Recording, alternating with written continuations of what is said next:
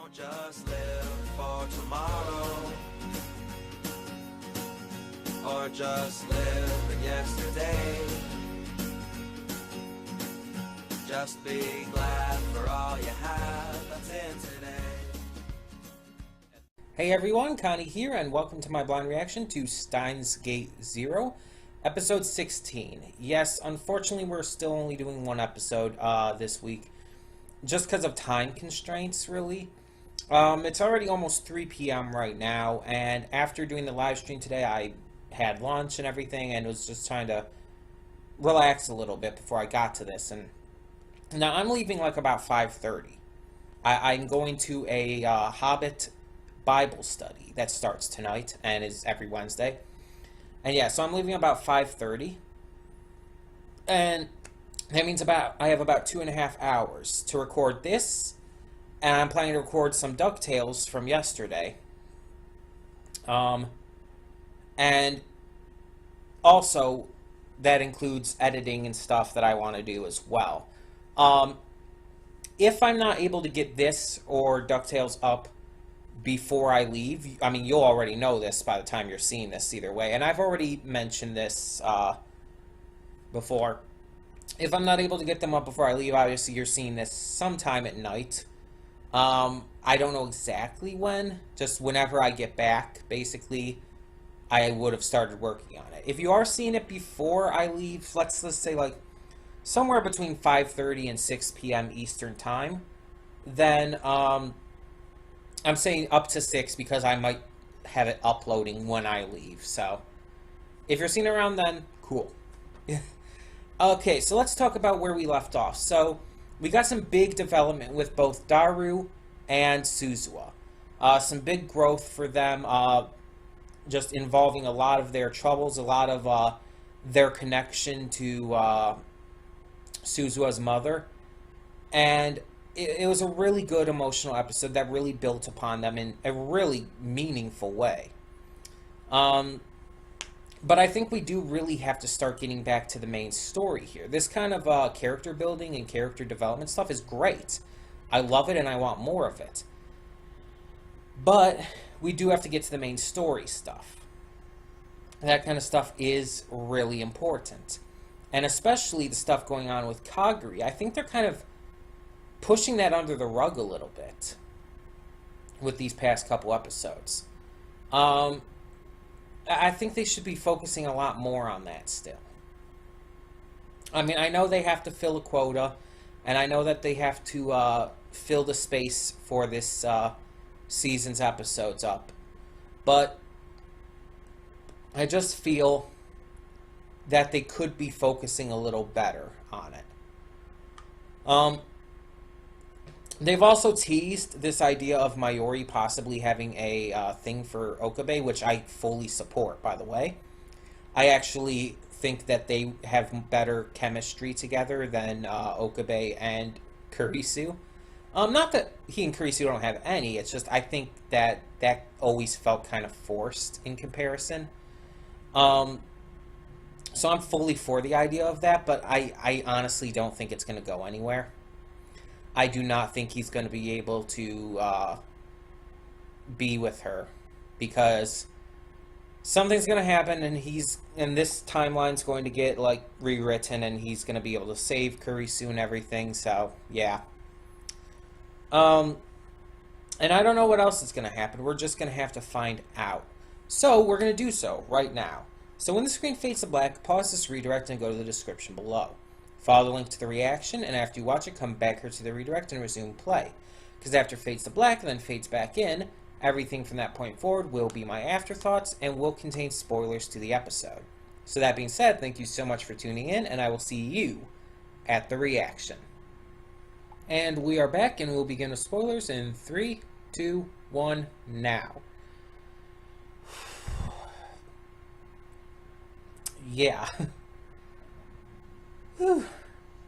Probably should have taken a minute to just to calm myself between that.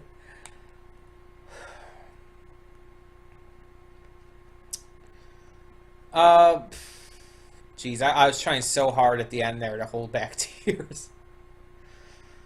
Oh, jeez.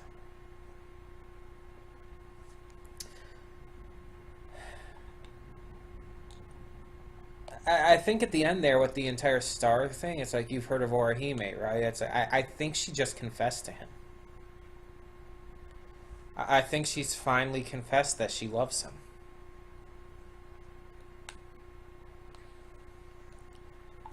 And these situations in this episode were needed. With this situation with Orihime, her breaking down to him, confessing to him her feelings on it all, this was needed because their relationship was breaking. She kept feeling like he was getting more and more distant from her childhood friend. And she felt more and more alone and left behind because of it.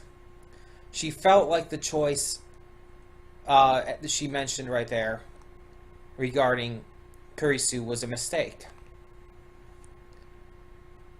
And it was hurting her inside all this time. And he didn't even notice, and that made things worse. Because he's a shell of his former self at this point. He's not who he used to be. He's not who he should be. And we know that this series is definitely building up to him becoming Haoyin Kiyoma again. We know it's going to build up to him getting his mojo back in a way. And I think this is definitely one of the episodes that is definitely going to kick that off. I don't know exactly where this is going to lead after this, but yeah, it's been made very clear now that that this can't go on. That things need to change. And Okabe's going to need to realize that. Through Daru getting as angry as he did, through his discussion and debate with Maho, and of course Mayuri's confession. All of these events happening within such short time are going to start changing him. And I don't know exactly where it's going to lead, but he needs this. He's been living this lie for so long. He's been trying to live this quote-unquote ordinary life because he felt like it was the right thing to do, because he felt like it would cause him the least pain. But what he doesn't seem to realize is he's still in pain. He's been in pain this entire time. This world line with Mayuri living and Kurisu being dead, it didn't solve anything.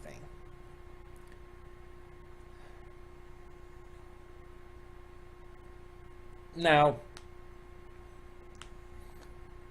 there's a lot of different directions this could take at this point. We still have to find Kaguri and figure out what's going on with her. We got a little hint of that in this episode. But the big thing right now that Okabe needs to mend is his relationships. Because he's broken. And it's causing everything else to break around him. As I said, if he can't fix this, things are only going to get worse.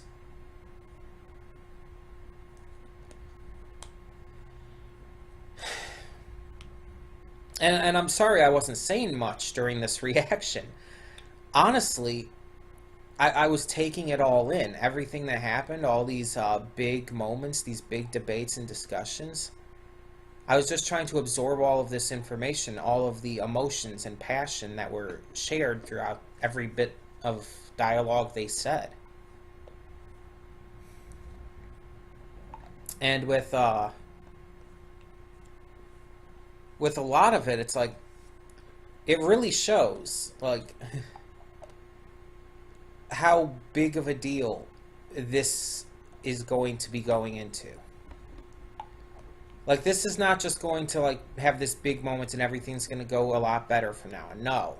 there's going to be a lot more issues rising up. This isn't over yet, by a long shot.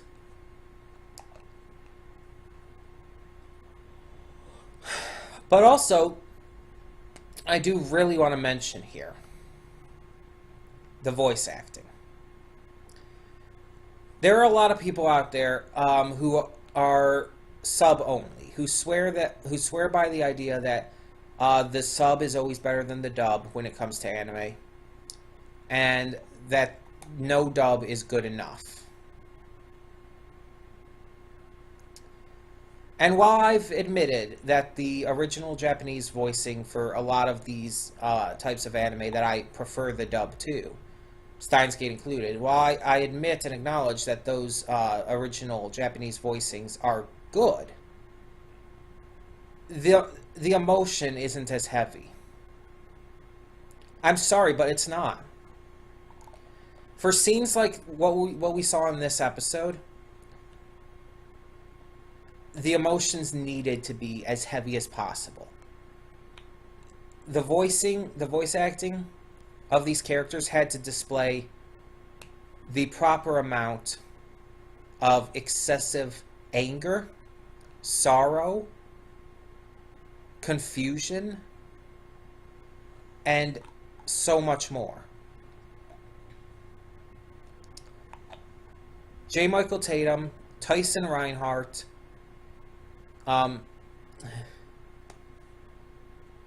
Monica Rial, and MAYURI's voice actress, who I can never remember the name of, they did phenomenal jobs here.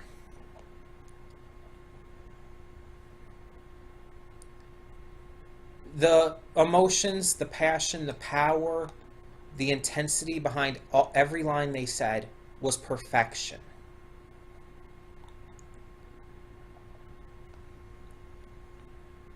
There is just legitimately not better you could get than this. And again, I've heard the Japanese voicing for these characters. I've heard the original Steins series, the first one, in Japanese. They never, ever reached as good. With the emotions, with the characters, with the depth of the voice acting, it never came anywhere close. So I've never understood where people come from with the entire sub-only mindset.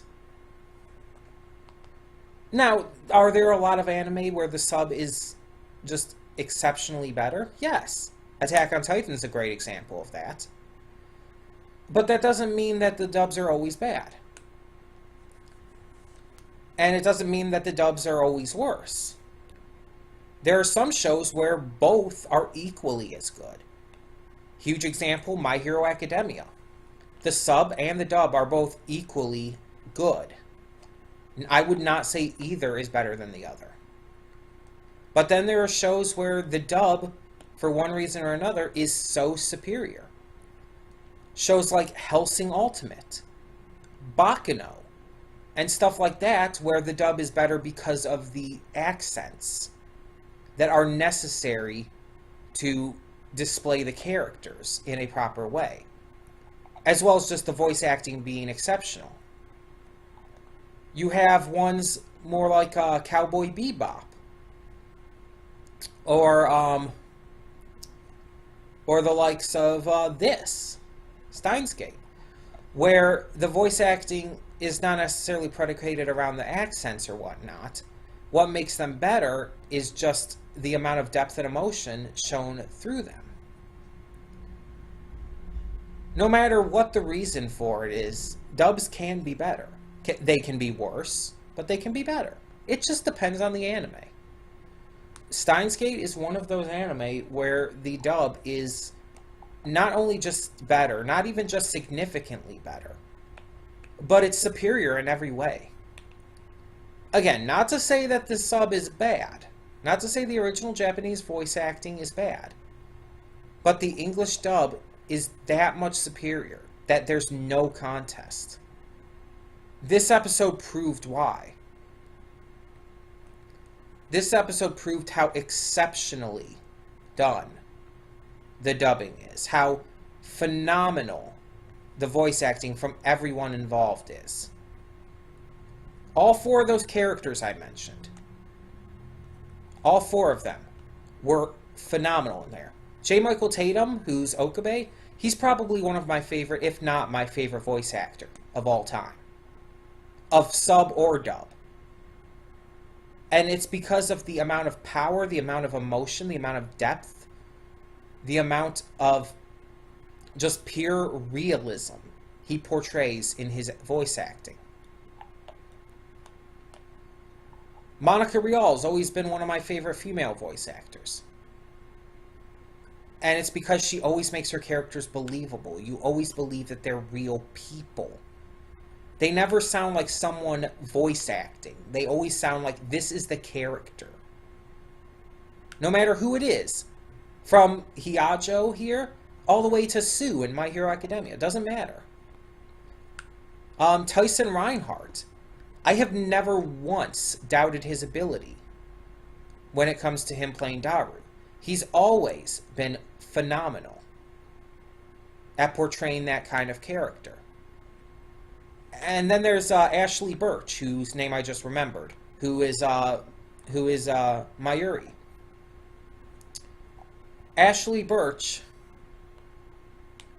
has always portrayed this kind of just emotional depth within her characters so well that it's like even when they're smiling and saying something in a happy tone, you can tell there's something more to it.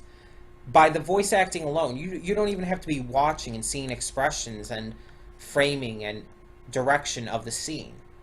You could just be hearing it alone, and you know everything you need to know. And Ashley Birch is a phenomenal voice actress in a lot of other roles too.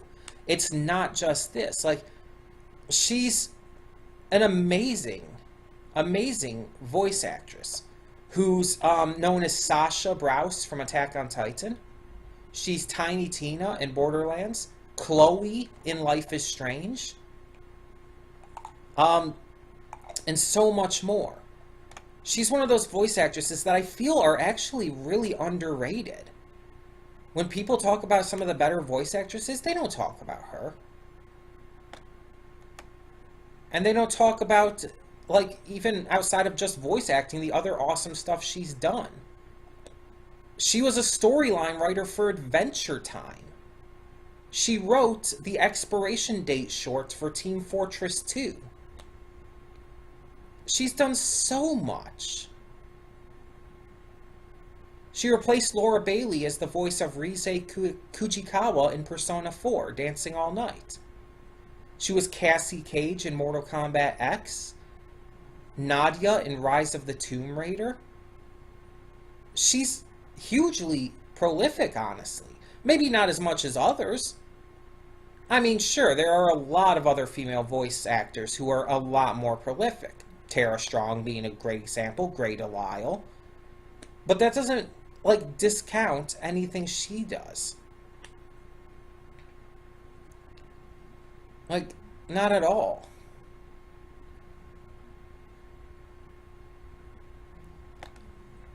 She's Mayuri Shino. She's Enid in OKKO. She's Rutile in Steven Universe. Characters that aren't even necessarily big names. And it's like she's so underrated and so underutilized, I feel, that it's shocking because of how good she is. Even when not breaking down in this episode, just when she was talking to Okabe at parts, you heard pain in her voice. You heard fear that she was going to lose her best friend. There was a point there where I was actually thinking, like, maybe she's going to end up saying to him that she can't do this anymore and that she can't be close to him when he's like this. There were parts where I was afraid that they were going to split up because of the voice acting alone. And I know I'm focusing on her quite a lot here. But that last scene with her breaking down like that and finally letting her emotions through, not hiding them anymore, not trying to pretend that everything is still fine, that was a defining moment in this series. Just as much as Daru's rage-induced punch was. This episode alone was a defining episode. And not a huge amount happened in terms of the main story. It was defining because of how it portrayed the characters and how it portrayed their feelings and emotions regarding everything. And how the voice acting portrayed all of that in the perfect way.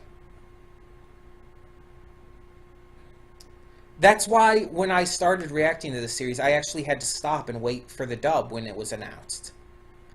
I stopped the reactions, waited a couple weeks, and then started again with the dub.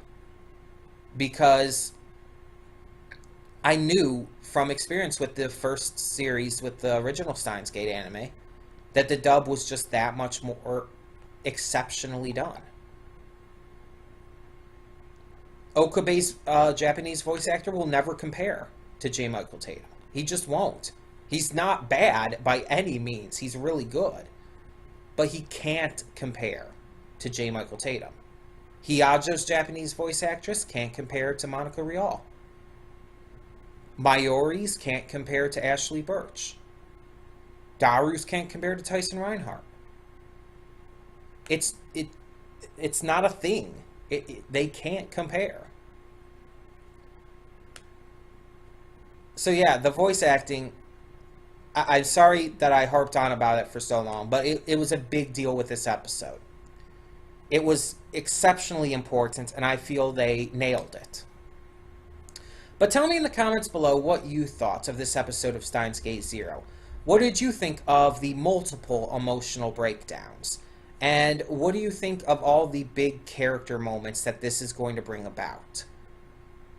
Thank you so much for tuning in. And for now, I'm Connie, and I'm signing off. See y'all next time. And though you've come through many obstacles,